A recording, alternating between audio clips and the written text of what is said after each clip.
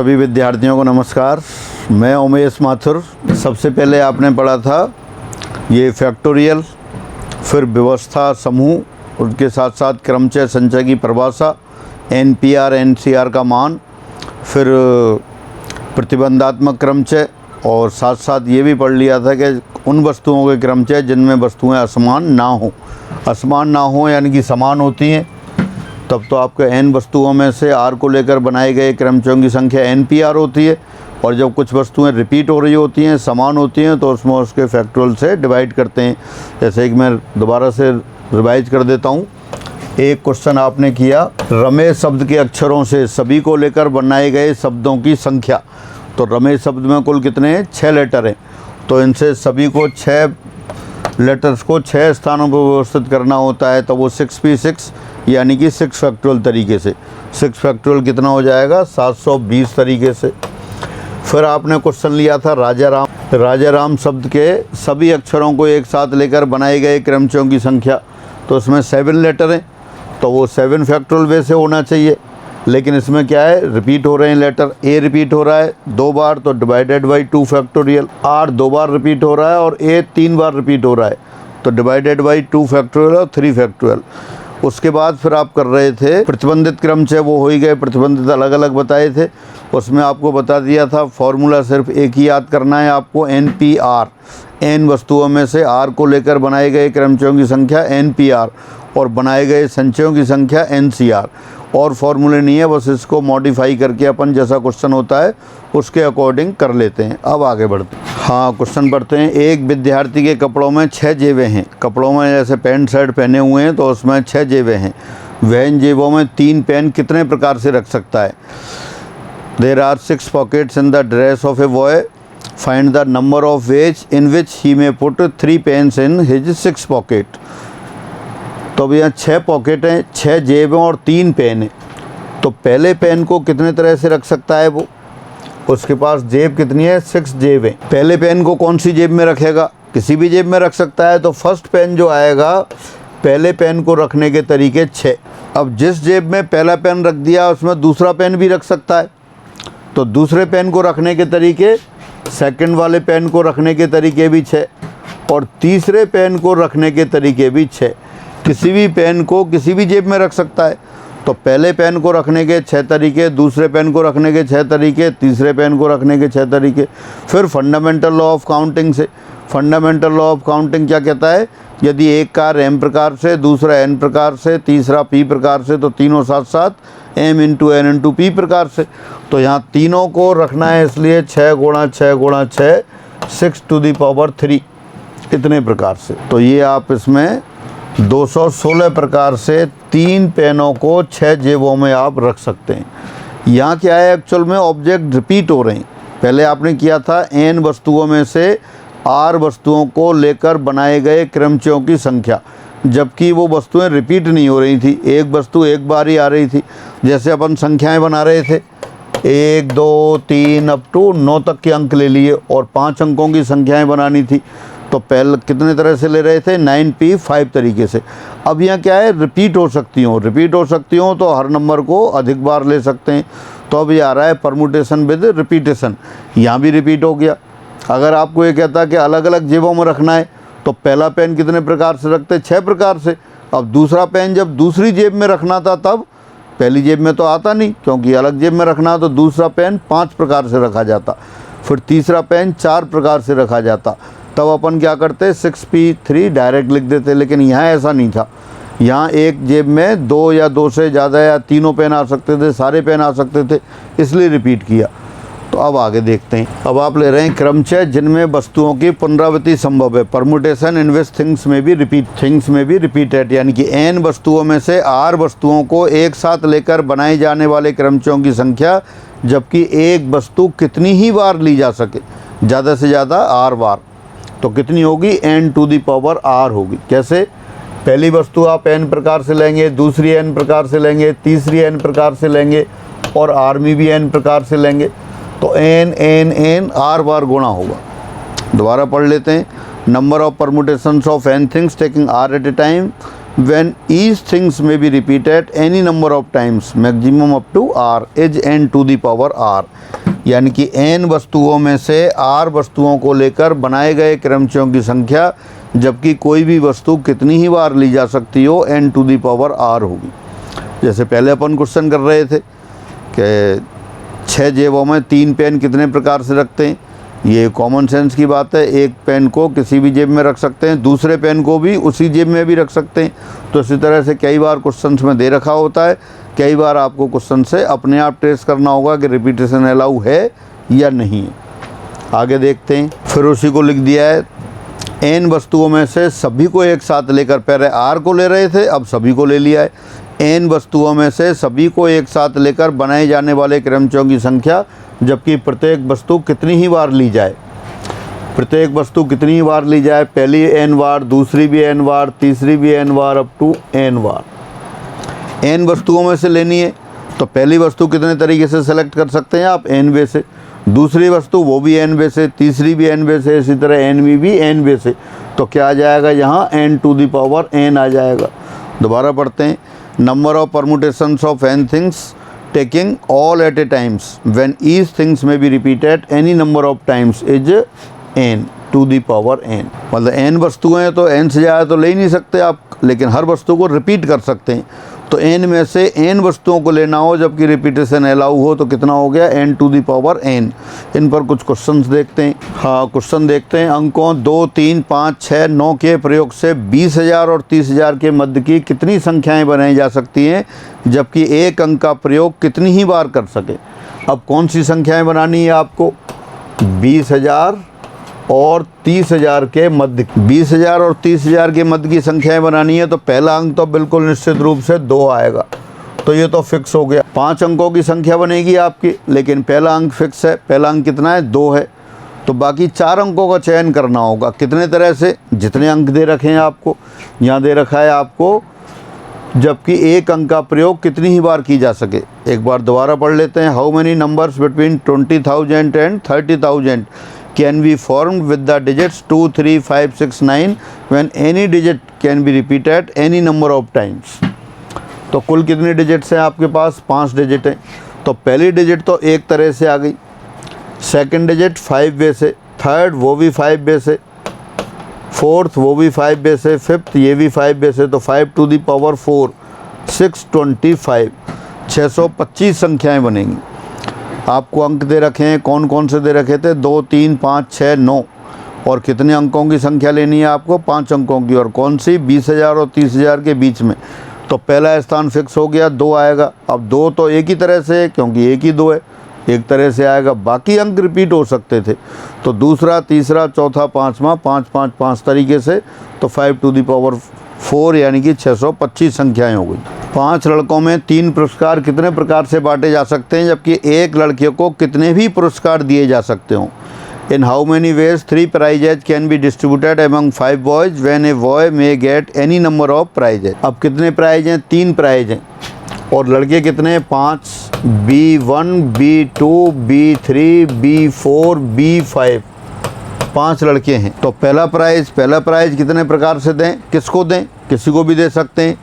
तो first prize है, first prize देने के तरीके 5। क्यों 5 क्यों हैं, किसी भी लड़के को दे दें।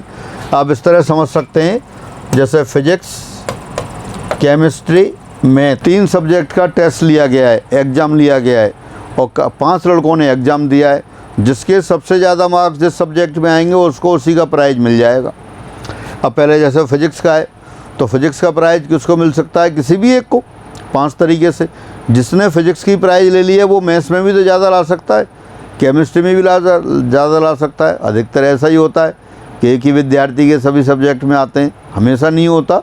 तो पहला प्राइज़ 5 प्रकार से, दूसरा, सेकंड ये भी 5 प्रकार से, थर्ड ये भी 5 प्रकार से। 3 पुरस्कार देने, पहला पुरस्कार 5 प्रकार से दे सकते हैं, दूसरा भी 5 प्रकार से, तीसरा भी 5 प्रकार से। तो कुल कितने तरीके हो गए, 5 टू द पावर 3 हो गया। यानी कि 125 तरीके से 3 पुरस्कारों को 5 बच्चों में बांटा जा सकता है। ऐसा नहीं करेंगे 5 टू द पावर 3 कर दें।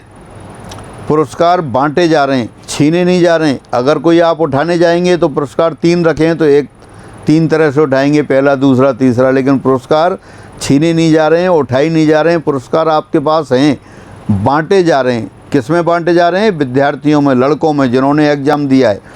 तो पहला पुरस्कार 5 तरीके से, क्योंकि 5 में ही बांटना है, चूँकि रिपीट भी हो सकता है लड़का, तो दूसरा पुरस्कार भी 5 तरीके से, तीसरा भी 5 तरीके से। तो कुल तरीके ये हो गए।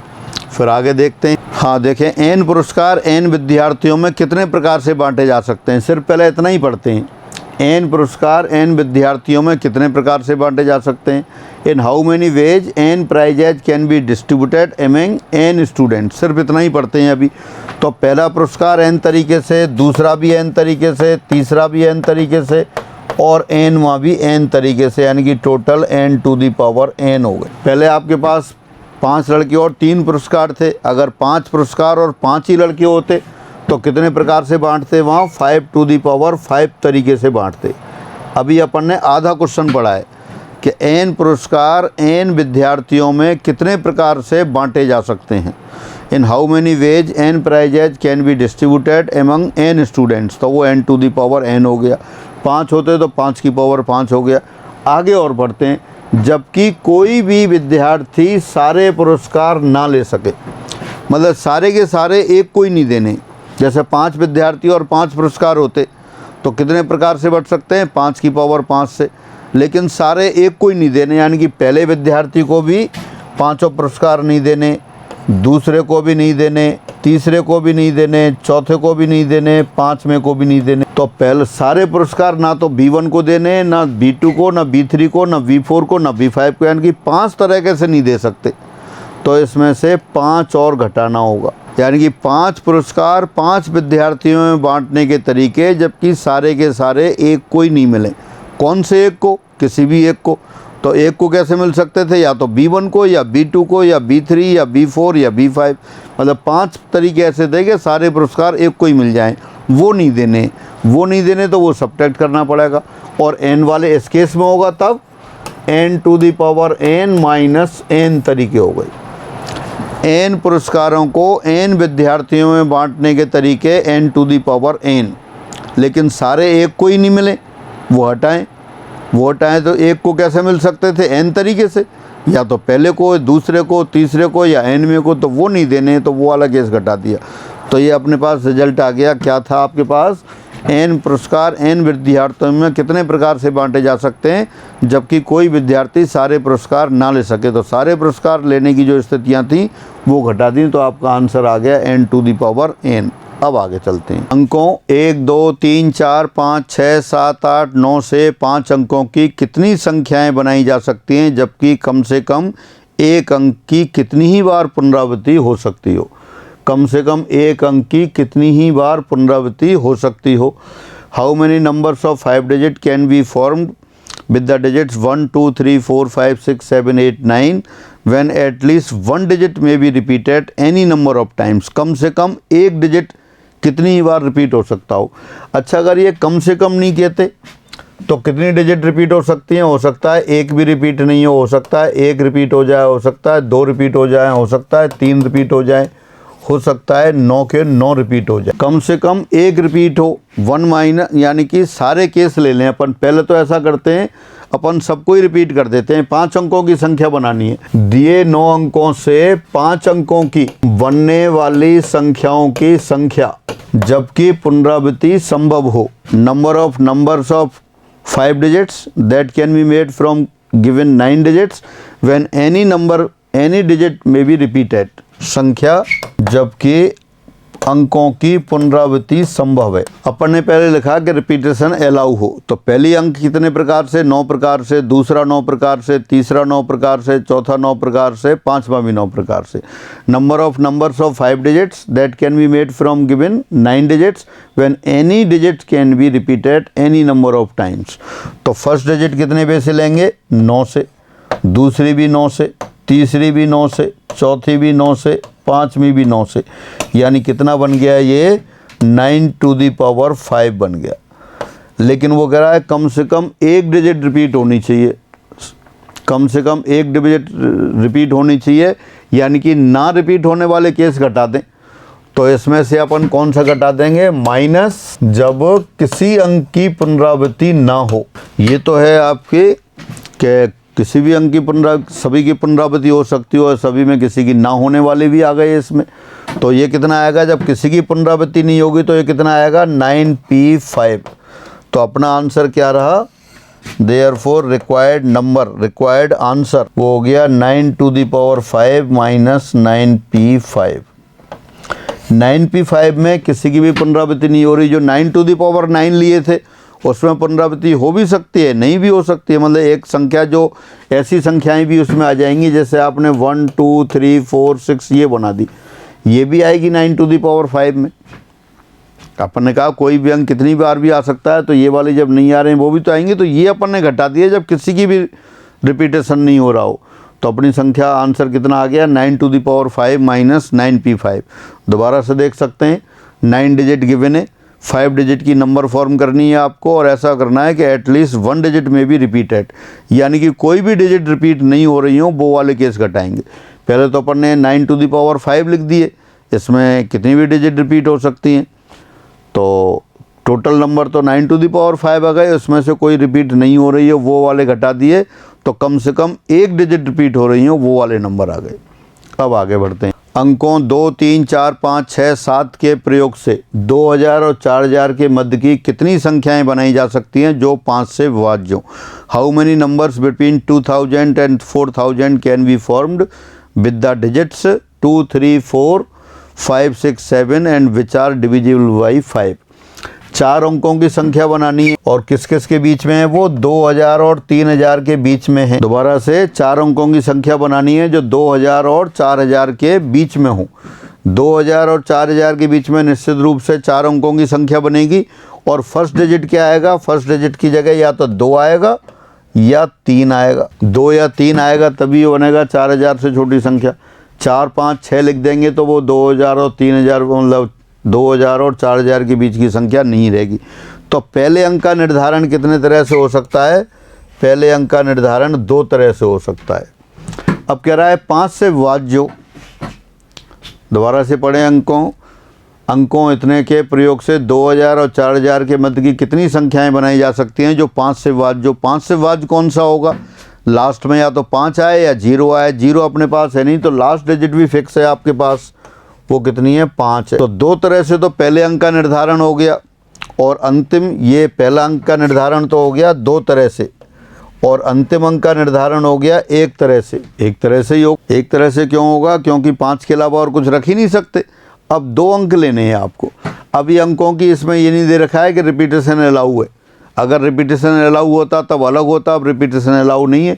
कुल कितनी डिजिट हैं आपके पास, 6, और 1 डिजिट यहाँ काम आ गई, 1 डिजिट यहाँ काम आ गई, 2 काम आ गई। अब कितनी बची डिजिट, 4, और स्थान कितने बचे, 2।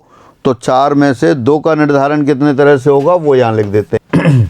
अभिष्ट संख्याओं की संख्या, नंबर ऑफ रिक्वायर्ड नंबर्स, पहला 2 तरीके से, अंतिम 1 तरीके से, और बीच वाले 2 4p2 तरीके से। तो 2 गुणा 4 गुणा 3 यानी कि 24 संख्याएं बनेंगी ऐसी। रिपीटेशन अलाउ होता तो बीच में अलग हो जाता, बीच में फिर कितने प्रकार से होता, 6 गुणा 6 36 बन जाती हैं, लेकिन रिपीटेशन अलाउ नहीं है, इसलिए 4p2 तरीके से, यानी कि 4 गुणा 3 12, और 2 पहले से है तो 24 संख्याएं हो गई। तो इस तरह से ये क्वेश्चन हुआ। फिर आगे चलते हैं। हाँ, एक और क्वेश्चन पढ़ते हैं। अंकों 0 1 2 3 4 और 5 के प्रयोग से 3 से विभाज्य 5 अंकों की कितनी संख्याएं बनाई जा सकती हैं।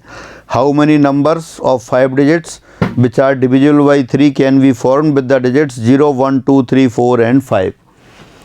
3 से विभाज्य संख्या कौन सी होती है, number which is divisible by 3 is the number the sum of digits is divisible by 3। 3 से विभाज्य संख्या कौन सी होगी, वो संख्या 3 से विभाज्य होगी जिसके अंकों का योग 3 से विभाज्य हो। A number of 5 digit is divisible by 3 if sum of its digits is divisible by 3, यदि इसके डिजिट्स का सम 3 से डिविजिबल हो। तो देखें, पहले सभी अंकों का योग देखते हैं आप। सम ऑफ ऑल द 6 डिजिट्स, सभी 6 अंकों का योग, सभी 6 अंकों को योग जोड़ देते हैं सभी को। 0 + 1 + 2 + 3 + 4 + 5 15 हो गया। 1 2 3 6, 6 + 4 10, 10 + 5 15। 15 तो 3 से डिविजिबल है, लेकिन ये तो 6 अंक हैं। आपको कितने अंकों की बनानी है? 5 अंकों की। तो इसलिए 5 अंक जिनका योग 3 से विभाज्य हो। अब अपन वो देखें, ऐसे 5 अंक देखें जिनका योग 3 से विभाज्य हो। तो 3 से विभाज्य 5 अंक, 6 अंक हैं, इनमें से एक हटाना पड़ेगा। तो कौन कौन से हटाएं? 3 हटा दें, 3 हटा दें, या 0 हटा देते हैं। 0 हटाएंगे तो कौन से बचे आपके? 1 2 3 4 5, या 3 हटा दें, 0 1 2 4 5। अब देख सकते हैं क्वेश्चन क्या था, आपको 6 डिजिट दे रखी हैं, 0 1 2 3 4 5, और आपसे कहा गया है कि 5 अंकों की संख्या बनाइए। कौन सी संख्या? जो 3 से डिविजिबल हो। तो 3 से डिविजिबल कब होती है? आपने बताया कि जब अंकों का योग 3 से विभाज्य होगा तो संख्या 3 से विभाज्य होगी। 6 अंकों का योग देखा, 15 आ रहा था, जो 3 से विभाज्य है। लेकिन 6 अंकों की संख्या नहीं बनानी, आपको 5 अंकों की संख्या बनानी है। तो इसमें से एक अंक हटाना होगा। एक अंक कौन सा हटाएं? 0 हटा दें। 0 हटाएं तो बचे 5 अंकों को योग, फिर 15 आ रहा है। और अगर 3 हटा दें तब भी बचे 5 अंकों को योग 3 से विभाज्य, यानी कि 12 आ रहा है। 1 2 3 4 7 5 12। तो इनसे बनाएं या इनसे बनाएं? तो इसलिए संख्या कौन सी हो गई? अभिष्ट संख्याएं, नंबर ऑफ रिक्वायर्ड नंबर्स। तो क्या आ गया? पहले तो लिख देंगे आप 1 2 3 4 5 से बनने वाली 5 अंकों की संख्याएं, और फिर लिखेंगे 0 1 2 4 5 से बनने वाली 5 अंकों की संख्याएं। तो ये 5 डिजिट हैं। 5 डिजिट के कितने नंबर बनेंगे? 5 फैक्टोरियल बन जाएंगे। अब यहाँ भी 5 डिजिट हैं, लेकिन इसमें प्रॉब्लम है, एक 0 आ रहा है। तो फर्स्ट प्लेस पर 0 नहीं आ सकता। फर्स्ट प्लेस पर 0 नहीं आ सकता, तो फर्स्ट प्लेस का निर्धारण कितने तरह से होगा? 4 तरीके से, क्योंकि फर्स्ट प्लेस नॉन जीरो होना चाहिए। और फिर बाकी 4 अंकों का 4 स्थानों पर 4p4, यानी कि फैक्टोरियल 4 तरीके। दोबारा से 5 अंकों की संख्या बनानी थी जो 3 से विभाज्य हो। तो पहले तो आपने वो संख्याएं ले ली जिनका योग 3 से डिविजिबल है। 2 ग्रुप बन गए। पहले ग्रुप में 1 2 3 4 5 हैं, तो 1 2 3 4 5 से 5 अंकों की बनने वाली संख्याओं की संख्या 5 फैक्टोरियल। और दूसरे ग्रुप में 0 1 2 4 5 है, इनका योग भी 3 से डिविजिबल है, लेकिन इसमें 0 आ गया। तो फर्स्ट डिजिट 0 नहीं हो सकती, फर्स्ट डिजिट नॉन जीरो, तो वो 4 तरह से रखा। अब बाकी 4 स्थानों पर बचे 4 अंकों को व्यवस्थित कर दिया 4p4, यानी कि 4 फैक्टोरियल में से।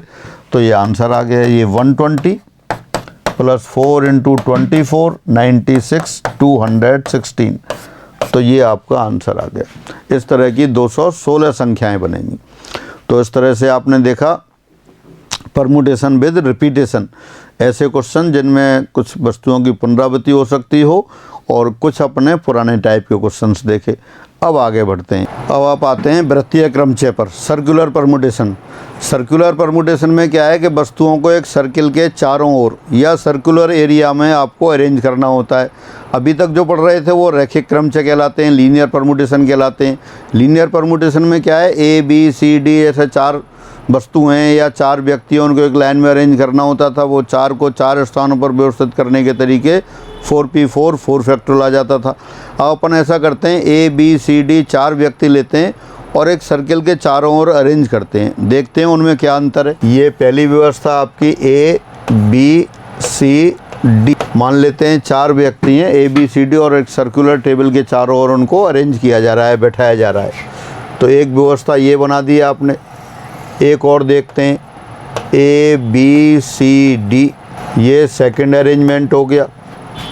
इसी तरह से फिर और लेते हैं, A B C D, ये थर्ड अरेंजमेंट हो। A B C D, ये फोर्थ अरेंजमेंट हो गया। A B C D, ये फिफ्थ अरेंजमेंट हो गया।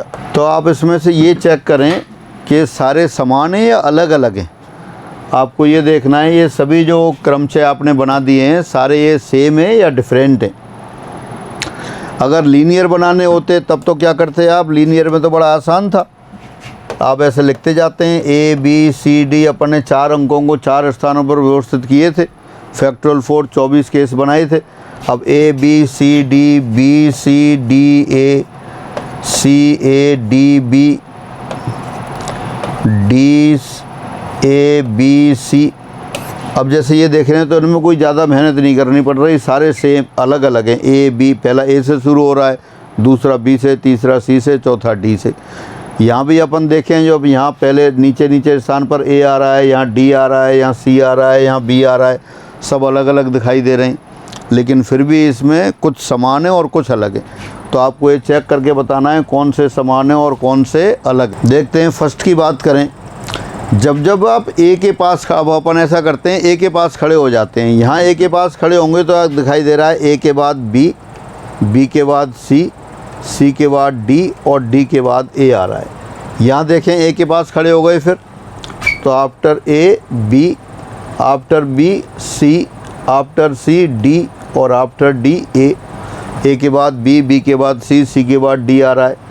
यहाँ भी ऐसा ही है, लेकिन यहाँ ऑर्डर चेंज हो गया। ये तो इस तरह एंटी क्लॉकवाइज ऑर्डर में चल रहा था, यहाँ क्लॉकवाइज ऑर्डर में आ गया तो उसमें अलग। ये A के बाद आपका B आ रहा है, B के बाद C आ रहा है, C के बाद D आ रहा है, D के बाद, इसमें तो ऑर्डर कैसा है इस तरह से क्लॉकवाइज ऑर्डर में, और इसमें कैसा है यहाँ आपका एंटी क्लॉकवाइज ऑर्डर में। इसमें देखते हैं A के बाद B, B के बाद C, C के बाद D और D के बाद A। ये भी एंटी क्लॉकवाइज ऑर्डर में आ रहा है। यहाँ देखें A के बाद B, B के बाद C, C के बाद D और D के बाद A। ये भी एंटी क्लॉकवाइज ऑर्डर में। यानी कि आपने 5 क्रम से बनाए, इन पाँचों में तीसरा वाला अलग है। तीसरा कैसे अलग है कि A, B, C, D ये क्लॉकवाइज ऑर्डर में दे दिए और वो आपके एंटी क्लॉकवाइज ऑर्डर में दे दिए। A, B ये इस तरह से और वो उस तरह से। तो यानी कि थर्ड अलग है, बाकी फर्स्ट, सेकंड, थर्ड, फोर्थ और फिफ्थ ये सेम है। तो जब सर्किल में अरेंज करेंगे तो सर्किल में पता नहीं पड़ता शुरू कहाँ से करें। यहाँ तो पता है कि A से स्टार्ट हो रहा है एक लाइन, जैसे पहले प्लेस पर, दूसरे पर, तीसरे पर, चौथे पर। सर्किल में ये प्रॉब्लम आती है कि कहाँ से स्टार्ट करें, कौन सा पहला स्थान है, कौन सा दूसरा स्थान है। तो जब भी सर्कुलर परम्यूटेशन की बात आती है, पहले अपन एक ऑब्जेक्ट को फिक्स कर देते हैं। तो एक ऑब्जेक्ट तो फिक्स करने में चला जाता है, जहाँ फिक्स कर दिया फिर वहीं से अपन काउंटिंग शुरू करते हैं। एक अगर फिक्स करने में चला गया तो बाकी वहाँ से काउंट करने में, जैसे अगर 4 व्यक्तियों को एक सर्किल के चारों ओर अरेंज करना था, सर्कुलर टेबल है उस पर अरेंज करना था, तो एक को तो फिक्स कर दो। एक फिक्स हो गया, अब वहाँ से काउंटिंग शुरू होगी। अब काउंटिंग शुरू होगी, अब तो लाइन की तरह हो गया, तो बाकी कितने करने पड़ेंगे, 3 को ही अरेंज करना पड़ेगा। तो एक फिक्स करने में चला गया और 3 को अरेंज करेंगे तो वो 3 फैक्टोरियल तरीके से हो जाएगा, क्योंकि काउंटिंग वहाँ से हो गई 3 फैक्टोरियल। इसी तरह अगर ज़्यादा वस्तुओं को करना होगा तब भी उसमें से एक को रख देंगे। यानी कि अगर n वस्तुओं को सर्किल के चारों ओर व्यवस्थित करना होगा तो एक वस्तु तो फिक्स करने में गई, बाकी n-1 को बचे n-1 स्थानों पर व्यवस्थित करना होगा। वो कितने तरह से होगा, n-1 फैक्टोरियल तरीके से। तो फाइनली आप याद करके रखेंगे कि n वस्तुओं को एक वृत्त के चारों ओर व्यवस्थित करने के तरीकों की संख्या, और you can say number of circular permutations of n things taking all at a time is n-1 factorial। यानी n वस्तुओं में से सभी को एक साथ लेकर बनाए गए वृत्तीय क्रमचयों की संख्या वो n-1 फैक्टोरियल आएगी। और यहाँ अपन को करना होगा, ये सब अपने आप बनाएंगे। अब इसमें तो कितने आएंगे, यहाँ पर 4 व्यक्तियों को अरेंज करने के तरीके 3 फैक्टोरियल यानी कि 6। अच्छा, इसमें एक चीज़ और देखते हैं। अब ये दोनों, ये सब सेम है, अब अपन इन दोनों की बात करते हैं, सिर्फ थर्ड और फोर्थ की बात करते हैं। ये अभी अपन ने क्या कहा था, अलग अलग है। क्यों अलग अलग है? फोर्थ में तो ABCD का अरेंजमेंट एंटी क्लॉकवाइज है, घड़ी की सुइयों की विपरीत दिशा में, और सेकंड में क्या है, ये क्लॉकवाइज है, घड़ी की सुइयों की दिशा में है। इस तरह से है ये। तो अब इसमें देखें, अगर अब दूसरा क्वेश्चन पूछते हैं कि ABCD 4 व्यक्तियों को एक सर्कुलर टेबल के चारों ओर बैठाना है, इस तरह बैठाना है कि उनके पड़ोसी समान रहें। अब यहाँ सेकंड वाले में देखते हैं, सेकंड वाले में A के पड़ोसी क्या क्या दिखाई दे रहे हैं। सेकंड वाले में A के पड़ोसी कौन कौन से हैं, देखें ज़रा, B और D। और फोर्थ वाले में देखना, ये थर्ड वाले में A के पड़ोसी क्या है, B और D। और उसमें देख रहे हैं वहाँ आप, उसमें फोर्थ में A के पड़ोसी वहाँ भी B और D हैं। B के पड़ोसी देखते हैं आप, B के पड़ोसी यहाँ पर क्या क्या हैं, A और C। और वहाँ देखें B के पड़ोसी कहाँ हैं, वहाँ भी A और C है। फिर यहाँ देखते हैं सी के पड़ोसी। सी के पड़ोसी क्या है? बी और डी। और वहाँ देखें सी के पड़ोसी, वहाँ भी बी और डी हैं आपके। यहाँ देखें फिर डी के पड़ोसी।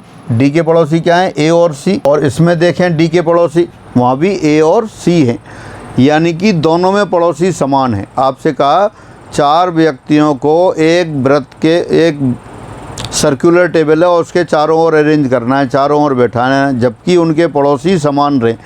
तो ये दोनों तो अलग अलग हैं लेकिन पड़ोसी समान है। पड़ोसी समान है तो समान माने जाएंगे।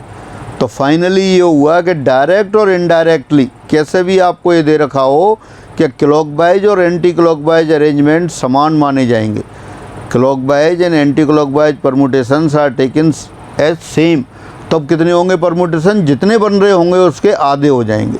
यहाँ अगर कहें तो यहाँ कितने हो जाएंगे? ये 3 फैक्टोरियल डिवाइडेड बाई 2, यानी कि 3 तरीके ही रहेंगे। और अगर n वस्तुओं की बात करें तब n वस्तुओं में से सभी को लेकर बनाए गए वृत्तीय क्रमचयों की संख्या n-1 फैक्टोरियल अभी डिस्कस हो गया। लेकिन अब आपसे कहते हैं कि जब क्लॉकवाइज और एंटी क्लॉकवाइज यानी दक्षिणावर्त और वामावर्त क्रमचयों को समान माना जाए तब कितने होंगे? जितने बन रहे होंगे उसके आधे हो जाएंगे, half of bracket n-1 factorial. तो ये आपको ध्यान रखना है। अब यही पढ़ लेते हैं फिर आगे। एक उसी क्वेश्चन को दोबारा लिख दिया है। एक गोल मेज के चारों ओर 4 व्यक्ति ABCD कितने प्रकार से बैठ सकते हैं जिससे कि पड़ोसी समान रहें? पड़ोसी समान रहें तो 4 व्यक्तियों की बात थी। 4 व्यक्ति तो बैठेंगे आपके 4-1 फैक्टोरियल तरीके से। और जब पड़ोसी समान रहेंगे तो डिवाइडेड बाई 2 और आ जाएगा। 2 कह सकते हैं या 2 फैक्टोरियल, यानी कि 3 फैक्टोरियल अपॉन 2, यानी कि 3 प्रकार से बैठ ABCD 4 व्यक्ति हैं गोल मेज के चारों ओर, जब पड़ोसी समान रहें 3 प्रकार से बैठेंगे। In how many ways can 4 persons ABCD seat around a circular table so that all have the same neighbours? तो सेम नेबर्स में कितने होंगे? यानी कि क्लॉकवाइज और एंटी क्लॉकवाइज अरेंजमेंट सेम माने जाएंगे, समान माने जाएंगे, इसलिए जितने सर्कुलर परमुटेशन फॉर्म हो रहे हैं उसका आधा हो गया। अब आगे, अब ये रिजल्ट जो कुछ अभी अपन ने डिस्कस किया था उसको लिख लेते हैं। n वस्तुओं में से सभी को एक साथ लेकर बनने वाले वृत्तीय क्रमचयों की संख्या n-1 फैक्टोरियल। यहाँ दक्षिणावर्त और वामावर्त क्रमचय भिन्न भिन्न माने गए हैं, जो भी अपन डिस्कस कर रहे थे। Number of circular permutations of n things and different things taking all at a time is n-1 factorial. यही डिस्कस किया था, ये दोबारा से अपन लिख लिया है। Here clockwise and anti clockwise orders are taken different. Clockwise और एंटी क्लॉकवाइज जो अरेंजमेंट्स हैं उनको अपन ने सेपरेट लिया है, और अगर सेम लेंगे तो डिवाइडेड बाई 2 आ जाएगा। और आगे देखते हैं, उसी को फिर दोबारा से लिख दिया है। n वस्तुओं में से सभी को एक साथ लेकर बनाए गए वृत्तीय क्रमचयों की संख्या, जबकि दक्षिणावर्त और वामावर्त क्रमचयों को समान माने। Number of circular permutations of n different things taking all at a time if clockwise and anti clockwise order are taken as same. तो कितना हो गया? Half of bracket n-1 factorial हो गया। तो ये आपके सर्कुलर परमुटेशंस की बात रही। अब इस पर डिपेंड कुछ एग्जाम्पल देखते हैं। हाँ, ये क्वेश्चन पढ़ते हैं। 10 विद्यार्थियों को एक वृत्ताकार क्षेत्र के चारों ओर कितने तरीकों से खड़ा किया जा सकता है? Number of ways in which 10 students may stand around a circular area. एक सर्किल के चारों ओर 10 विद्यार्थियों को खड़ा करना है। अभी 4 को कर रहे थे, अब 10 को कर देते हैं। n वस्तुओं में से सभी को लेकर बनाए गए वृत्तीय क्रमचयों की संख्या क्या थी? n-1 factorial. तो यहाँ कितना आ गया आपके पास? यहाँ आ जाएगा 10-1 फैक्टोरियल, यानी कि 9 फैक्टोरियल तरीके। कैलकुलेशन की ज़रूरत नहीं है, 9 फैक्टोरियल डायरेक्ट लिख सकते हैं, वैसे आपने याद कर रखा होगा। 362,880। तो ये 9 फैक्टोरियल तरीके से हो गया, उसको आप सॉल्व कर सकते हैं। अगला क्वेश्चन देखते हैं। हाँ, वही 10 स्टूडेंट वाला क्वेश्चन दोबारा लिखा है, पर थोड़ा चेंज है। 10 विद्यार्थियों द्वारा एक वृत्ताकार क्षेत्र के चारों ओर कितने तरीकों से नृत्य किया जा सकता है, डांस किया जा सकता है? In how many ways 10 student में डांस अराउंड ए सर्किल। पहले तो क्या था, खड़े थे, सिर्फ खड़ा करना था, मतलब एक ही जगह फिक्स हो गए। कितने तरह से कर रहे थे? 10-1 फैक्टोरियल, यानी कि 9 फैक्टोरियल बेसे। अब क्या है, ये जो 10 है, 1 2 3 4 5 6 7 8 9 10। अब ये सर्किल के चारों ओर डांस कर रहे हैं। अब सर्किल में डांस हो रहा है तो कैसे डांस होगा, या तो क्लॉकवाइज ऑर्डर में होगा या एंटी क्लॉकवाइज ऑर्डर में होगा। या तो आप इस तरह से घूमेंगे, सर्कुलर डांस है, या तो आप क्लॉकवाइज रोटेट होंगे और या आप एंटी क्लॉकवाइज रोटेट होंगे। दो पॉसिबिलिटी हैं, यानी कि जब 1 से लेकर 10 तक के सीरियल में खड़े हैं या तो ऐसे घूमेंगे या ऐसे घूमेंगे, यानी कि एंटी क्लॉकवाइज और क्लॉकवाइज अरेंजमेंट सेम हो गए। सेम हो गए तो अब कितना आंसर आ जाएगा फिर, ये 9 फैक्टोरियल डिवाइडेड बाई 2। पहले क्या था, 10 विद्यार्थियों को सिर्फ सर्किल में खड़ा होना था, तो वो कितने तरह से किया आपने, फैक्टोरियल 10-1 वे से। लेकिन अब कह रहे हैं वो डांस कर रहे हैं, डांस कर रहे हैं तो या तो क्लॉकवाइज रोटेट होंगे या एंटी क्लॉकवाइज रोटेट होंगे। दोनों बारी जैसे 1 से लेकर 10 तक रोल नंबर दे दिया आपको या सीरियल नंबर दे दिया, अब ये इसी सीरियल में रहेंगे, ऐसे भी घूम सकते हैं ऐसे भी घूम सकते हैं। तो परमुटेशन तो ये अलग अलग थे, लेकिन चूंकि इस समय डांस हो रहा है तो डांस किसी भी डायरेक्शन में हो सकता है, तो दोनों वाले जो परमुटेशन समान माने जाएंगे, यानी क्लॉकवाइज और एंटी क्लॉकवाइज अरेंजमेंट सेम हो गए। सेम हो गए तो वो तरीका कितना हो गया, हाफ ऑफ फैक्टोरियल 9। एक और क्वेश्चन देखते हैं, 7 विभिन्न मोतियों से सभी को लेकर कितनी मालाएं बन सकती हैं। How many necklaces can we form from 7 beads taking all at a time. अब 7 मोती ले लिए, 7 मोतियों से माला बनानी है आपको, तो इन 7 मोतियों से कितनी मालाएं आपकी बनाई जा सकती हैं। ये कहते हैं कि माला दोनों तरफ से सेम दिखती है, क्लॉकवाइज देखें या एंटी क्लॉकवाइज देखें। अगर 7 वस्तुओं को एक वृत्त के चारों ओर व्यवस्थित करना होता तब तो कितना आ जाता, 7-1 फैक्टोरियल यानी 6 फैक्टोरियल आ जाता। लेकिन यहाँ का है कि 7 असमान मोती हैं, उनसे एक माला बनानी है, कितने तरह से बना सकते हैं। तो माला में क्या होता है कि वो क्लॉकवाइज और एंटी क्लॉकवाइज डायरेक्शन से सेम दिखती है, सेम दिखती है, तो मालाओं की संख्या कितनी होगी, डिवाइडेड बाई 2। 6 फैक्टोरियल कितना होता है, 720/2 360 मालाएं बनेंगी। एक तो आपको ये याद करके रखना है कि माला दोनों साइड से समान दिखती है। अगर आप से पूछ लिया कि भाई एक्सप्लेन करो, दोनों साइड से समान दिखती है तो कैसे एक्सप्लेन करेंगे। आप ऐसा करें, गिलास वाली टेबल ढूंढें और गिलास वाली टेबल पर माला को रख दें। एक बार तो ऊपर से देखें और एक बार टेबल के नीचे बैठ जाएं, फिर देखें। ऊपर से देखेंगे अगर ऐसे दिखाई दे रहा है 1 2 इस तरह से, तो नीचे देखेंगे तो वो एंटी क्लॉकवाइज और ऊपर से क्लॉकवाइज दिखाई दे रही होगी। या ऊपर से एंटी क्लॉकवाइज सीरियल होगा तो नीचे से देखेंगे तो क्लॉकवाइज देगी। एक बार ऊपर से देखें और एक बार नीचे बैठ के देखें आप। एक तरीका और है, आप माला लेके खड़े हो जाएं, माला लेके एक बार तो खुद पहन लें और एक बार सामने वाले को पहना दें। जिन लोगों ने माला नहीं पहनी है वो देखेंगे जब सामने वाले को पहनाते हैं जब कैसी दिखती है और ख़ुद पहनते हैं जब कैसी दिखती है। तो इस तरह से। अच्छा, और आसान तरीका, ये माला रखी है, इसको अपन फोल्ड करके इधर रख देते हैं। ये माला आपने इधर रख दी, देखिए माला सेम थी, आपने फोल्ड कर दी इसको। कैसे, ऐसे पलट के यूँ रख दी। ये जो माला रखी थी इसको पलट के ऐसे रख दिया। यहाँ देखें, यहाँ किस तरह से दिख रहे हैं, 1 के बाद 2 3 4 5 6 7 और ये 1, ये क्लॉकवाइज। और यहाँ देखें, यहाँ आपका क्या है, एंटी क्लॉकवाइज आ रहे हैं। माला एक ही है, वो आपने इसको ऐसे उठा के पलट के रख दी। तो एक ही माला जो जिसमें पहले क्लॉकवाइज दिखाई दे रहे थे, अब ये जो अरेंजमेंट है वो एंटी क्लॉकवाइज दिखाई दे रहा है। तो आपको वैसे समझ में आना चाहिए, सारा समझ में आ रहा होगा, लेकिन फिर भी आप एक मोटी बुद्धि से याद करके रखेंगे कि मालाएं हमेशा दोनों तरफ से समान दिखती हैं। इसलिए जब भी माला बनाने का क्वेश्चन आएगा, नेकलेसेज का क्वेश्चन आएगा, तो हाफ ऑफ फैक्टोरियल n-1 करना है। अब जनरल देखते हैं। अब पहले ले रहे थे n में से सभी वस्तुओं को लेकर क्रमचय बना रहे थे, अब थोड़ा चेंज कर दिया।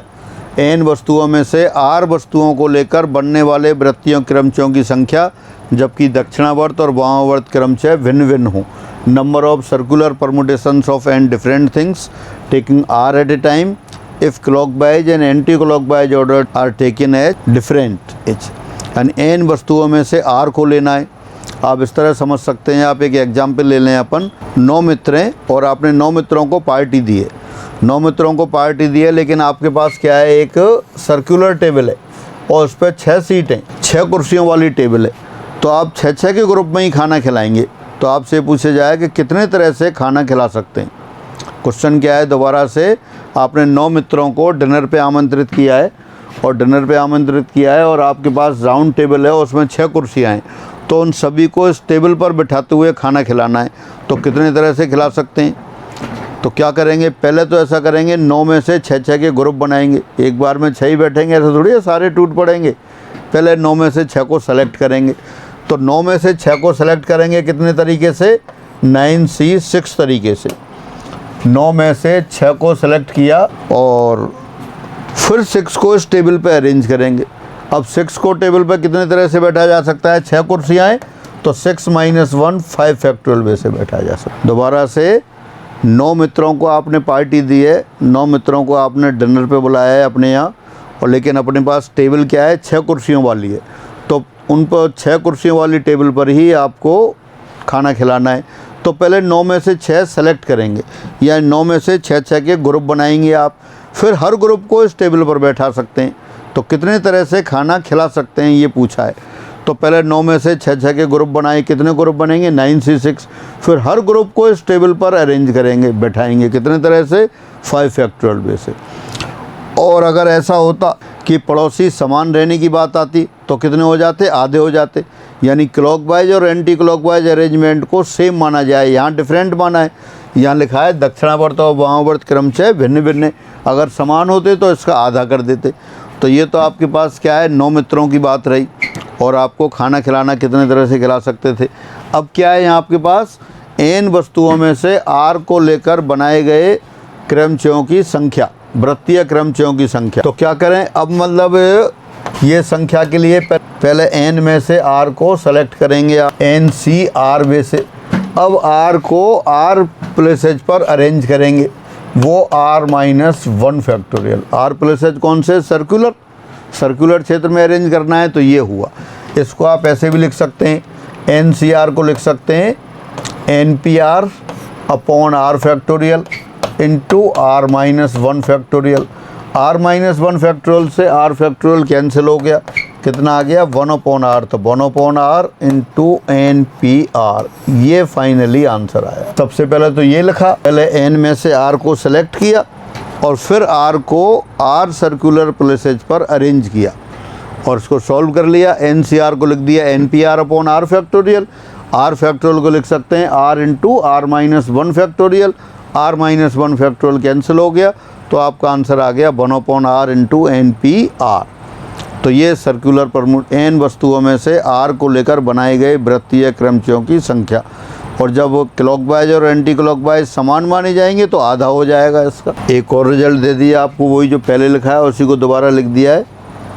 n वस्तुओं में से r वस्तुओं को लेकर बनने वाले वृत्तीय क्रमचयों की संख्या, जबकि दक्षिणावर्त और वामावर्त क्रमचयों में कोई अंतर ना हो, समान माने जाएं। जो पहले लिखा था उसका आधा हो जाएगा। एक बार और पढ़ लेते हैं। Number of circular permutations of n different things taking r at a time if clockwise and anti clockwise orders are taken as same. तो क्या लिख दिया? जो पहले लिखा था उसका आधा हो गया। पहले क्या लिखा था? 1/r into NPR। अब आधा है तो 1/2 से मल्टीप्लाई और कर दिया, यानी कि 1/2r इंटू NPR। ये हो। फिर आगे बढ़ते हैं। हाँ, सर्कुलर परमुटेशन पर ही क्वेश्चन लिखें। 6 महिलाएं एक गोल मेज के चारों ओर 4 कुर्सियों पर कितने प्रकार से बैठ सकती हैं? अब 6 महिलाएं हैं, कुर्सियां 4 हैं, तो 4 के ग्रुप बनाने होंगे। कितने तरह से? 6C4, और फिर 4 को बैठाएंगे 4 - 1 फैक्टोरियल। तो कितना आ गया? 6C4 into 3 factorial. 6C4 को फिर लिख सकते हैं 6C4 अपॉन, अगर फॉर्मूले से डायरेक्ट लिखें तो उससे भी लिख सकते हैं क्या? 6P4 into 1/4। और यहाँ इसको अगर लिखते हैं तो क्या आएगा? ये 6P4 upon 4 factorial into 3 factorial. तो डायरेक्ट ये आ गया 1/4 इंटू 6P4। ये डायरेक्ट भी लिख सकते थे आप। अभी जो फॉर्मूला देखा था वहाँ क्या था?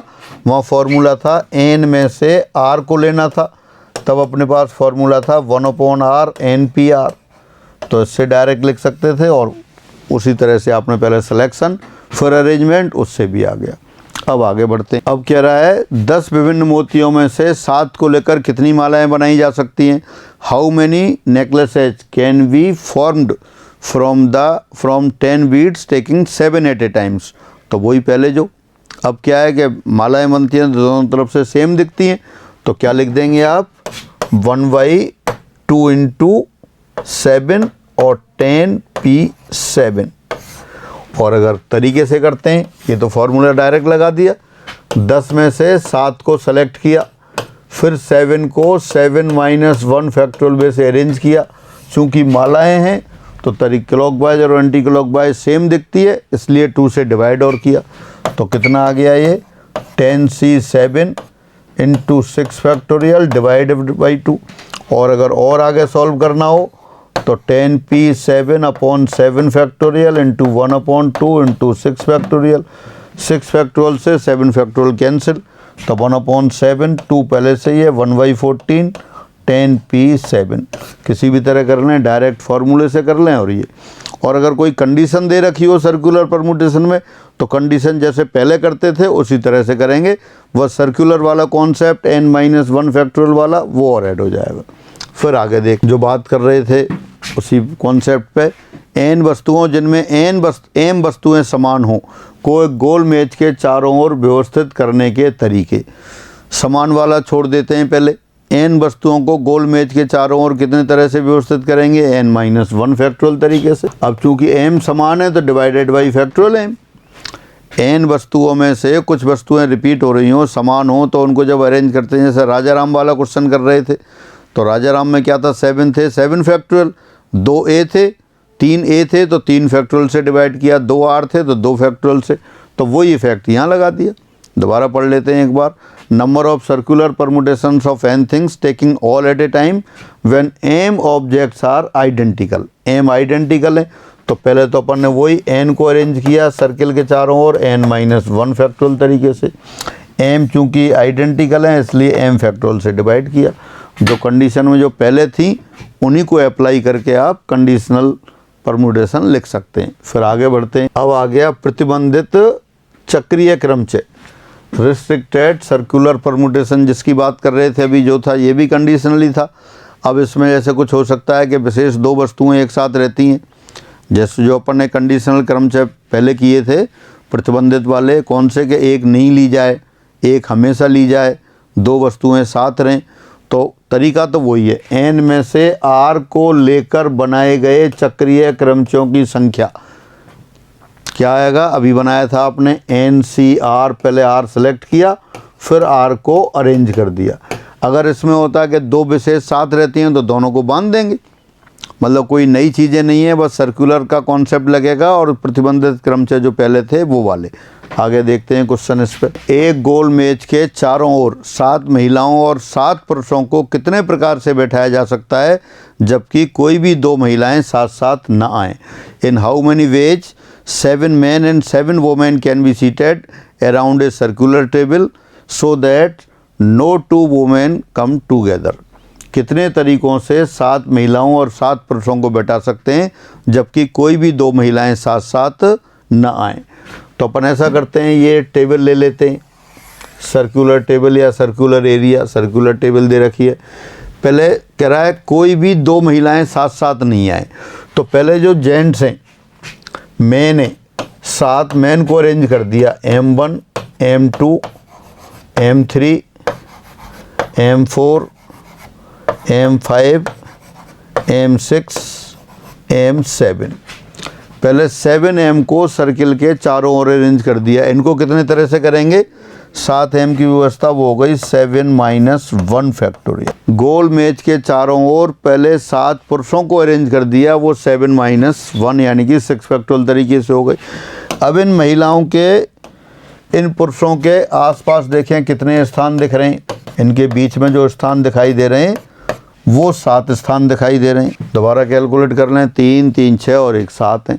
अब वो उसकी आवश्यकता नहीं, अब तो पहले से फिक्स हैं। एक तो फिक्स करने में पुरुष चला गया, पहले ही किसी को भी फिक्स कर सकते थे, तो अब तो ये लीनियर परमुटेशन की तरह चलेंगे। अब 7 नियत स्थान है और नियत स्थानों पर 7 महिलाओं को अरेंज करना है। अब ये सर्किल वाला कॉन्सेप्ट नहीं लगेगा, अब तो 7 को 7 स्थानों पर व्यवस्थित करने के तरीके 7 फैक्टोरियल। तो फाइनली कितना हुआ 6 फैक्टोरियल इंटू 7 फैक्टोरियल, ये आपका आंसर आ गया। एक सर्किल के चारों ओर 7 पुरुषों और 7 महिलाओं को व्यवस्थित करने के तरीकों की संख्या, जबकि कोई भी 2 महिलाएं साथ साथ न आए, इस तरह से किया। तो पहले आपने 7 पुरुषों को अरेंज कर दिया, वो निश्चित रूप से 7 - 1 फैक्टोरियल हुआ, यानी 6 फैक्टोरियल।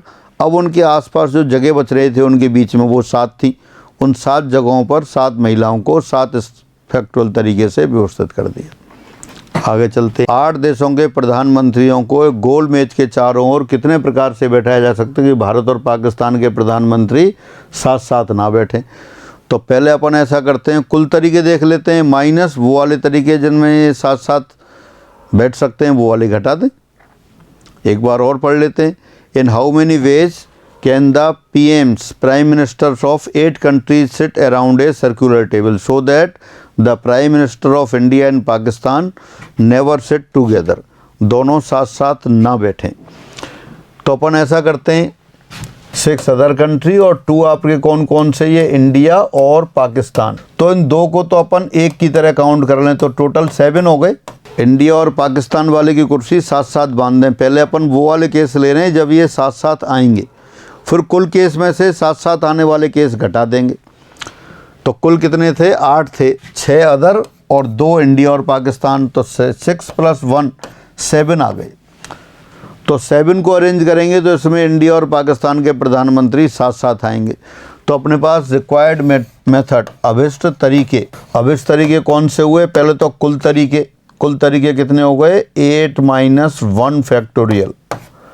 इसमें जो भी संभव तरीके थे 8 प्रधानमंत्रियों को गोल मेज के चारों ओर बैठा दिया। इसमें वो केस भी है जिसमें भारत और पाकिस्तान के प्रधानमंत्री साथ आएंगे, और वो केस भी है जब नहीं आएंगे। तो -7 आने वाले केस घटा देते हैं, दोनों साथ साथ कब आएंगे। अब इन 7 को अरेंज कर दें, वो आ जाएगा 7 - 1 फैक्टोरियल। लेकिन इन दोनों की जो कुर्सी बांधी थी, इंडिया और पाकिस्तान और इंडिया, ऐसे भी तो हो सकते हैं, इंटू 2 फैक्टोरियल से गुणा करना होगा। तो ये कितना हो गया, ये तो हो गया 7 फैक्टोरियल और ये हो गया 6 फैक्टोरियल इंटू 2 फैक्टोरियल। इसमें से 6 फैक्टोरियल कॉमन ले लिया, तो 7 - 2 5। 6 फैक्टोरियल कितना होता है, 720 इंटू 5, तो कितना आ जाएगा, ये 3600 आ जाएगा। दोबारा से 8 देशों के प्रधानमंत्री हैं जिसमें भारत और पाकिस्तान के प्रधानमंत्री भी सम्मिलित हैं।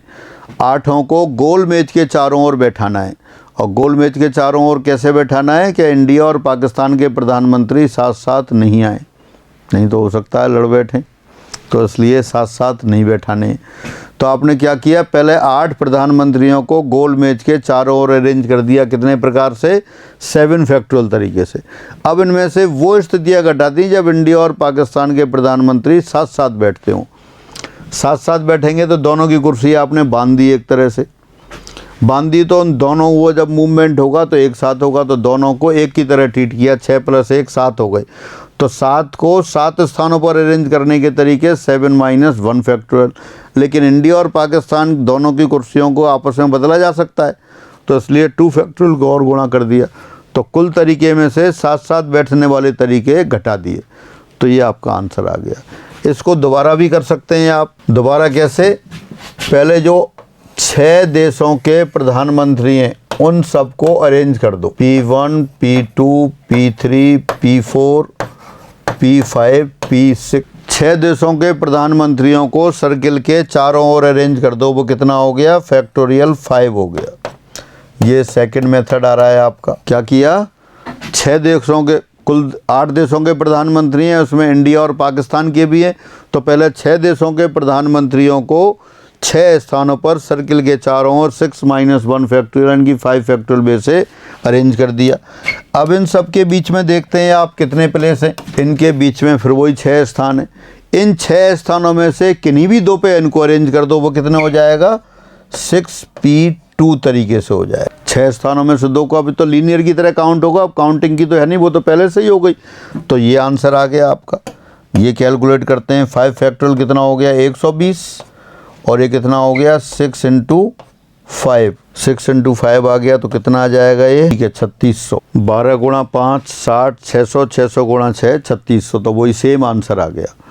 तो इस तरह से आप 8 प्रधानमंत्रियों को एक गोल टेबल पर बैठा सकते हैं, जबकि भारत और पाकिस्तान के प्रधानमंत्री साथ साथ ना आए।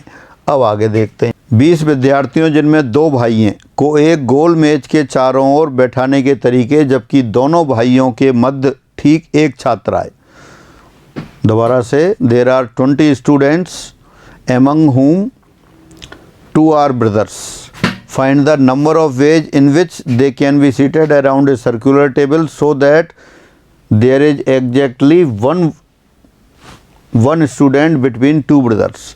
20 विद्यार्थी हैं, 20 विद्यार्थियों को एक गोल मेज के चारों ओर बैठाना है, और इस तरह बैठाना है कि उन 20 विद्यार्थियों में से 2 भाई हैं, उन 2 भाइयों के बीच एक विद्यार्थी आए। सपोज ये B1 और ये B2, और इनके बीच में एक स्टूडेंट और बैठना है आपका। तो अपन ऐसा करते हैं, तीनों को एक साथ बांध देते हैं, इन तीनों की कुर्सी एक साथ चलेगी। तो तीनों की कुर्सी एक साथ चलेगी तो कुल कितने थे, 20, तो 17 प्लस 1 कौन सा, ये B1 S B2, इनकी जो कुर्सी है, तीनों की कुर्सी एक साथ चलेगी, तो कुल 18 हो गए। तो अपन ऐसा करते हैं, B1 B2 को तो बाद में लेते हैं, इन 18 वस्तुओं को, 18 स्टूडेंट्स को सर्किल के चारों ओर व्यवस्थित कर देते हैं।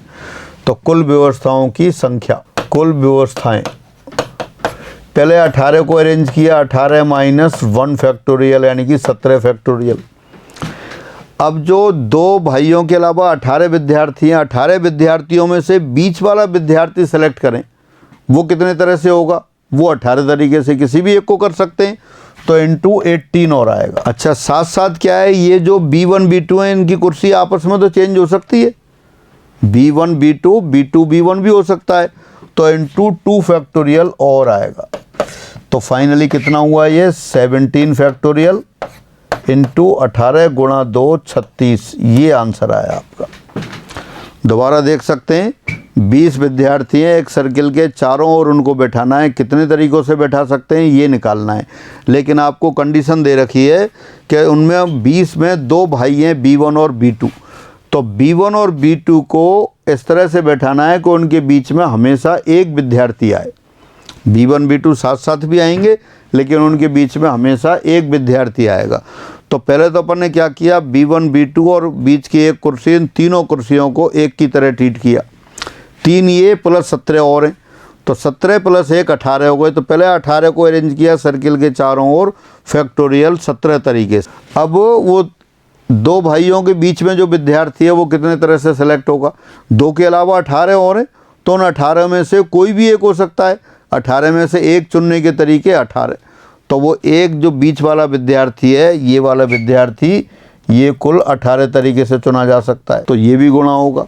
अब ये B1 B2 ये आपस में इंटरचेंज हो सकते हैं। ये कहा है कि 2 भाइयों के बीच में, तो B1 B2 की जो कुर्सी है वो दोनों आपस में भी बदल सकते हैं अपनी अपनी कुर्सियों को, तो इंटू 2 फैक्टोरियल और हुआ। तो फाइनली हुआ 17 फैक्टोरियल इंटू 18 इंटू 2 फैक्टोरियल, यानी 17 फैक्टोरियल इंटू 36, ये आंसर आया। कैलकुलेट कर सकते हैं, बाकी अपना आंसर ऐसे ही रखेंगे। तो ये आपके सर्कुलर परमुटेशन की बात हुई, बाकी फिर अगली क्लास में लेते हैं, थ्योरेटिकल टॉपिक है। सभी को नमस्कार, फिर मिलते हैं अगली क्लास में।